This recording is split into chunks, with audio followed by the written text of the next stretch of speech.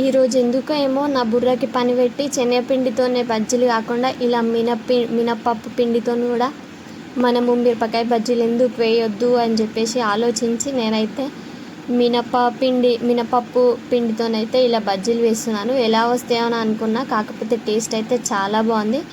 పిండే అసలు మిర్చిలకి పట్టలేదు, కాకపోతే అటు ఇటు కష్టపడి మిర్చిలకైతే వట్టిచ్చేసిన అనమాట. ఏం లేదు, మనము దోశలకి మినపప్పు వాడతాం కదా, అంటే దోశకి, ఇడ్లీకి, వడకి మినపప్పు సపరేట్ వాడతాం కదా, ఆ పప్పునే మంచిగా మెత్త పట్టేసుకొని పక్కన అయితే పెట్టేసుకున్నాను అనమాట. ఇక అందులోకే కొద్దిగా సోడా వేసేసుకొని మంచిగా కలుపుకొని ఇలా మిర్చీలు వేసేసుకోవడమే. నేను టేస్ట్ ఎలా వస్తాయో అని అనుకున్నా కానీ టేస్ట్ అయితే సేమ్ మనం వడ తిన్న ఫీలింగ్ అనే అనిపించింది. అండ్ టేస్ట్ కూడా చాలా బాగున్నాయి. మీరు ఎప్పుడన్నా ట్రై చేయకపోతే ఇలా మినప్పిండితోనే మిరపకాయ బజ్జీలను అయితే ట్రై చేయండి. అలాగే ఇలా సింపుల్గా బజ్జీలు కూడా చేసుకోవచ్చు.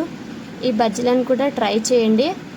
అండ్ అలాగే మన ఛానల్ని కూడా సబ్స్క్రైబ్ చేసుకోండి. టేస్ట్ అయితే సూపర్గా ఉన్నాయి. మీరు ఇలా ట్రై చేసి ఈవినింగ్ టైంలోనైతే ఖచ్చితంగా తినొచ్చు. అండ్ బ్రేక్ఫాస్ట్లో కూడా తినొచ్చు అనమాట. బాగున్నాయి, ట్రై చేయండి.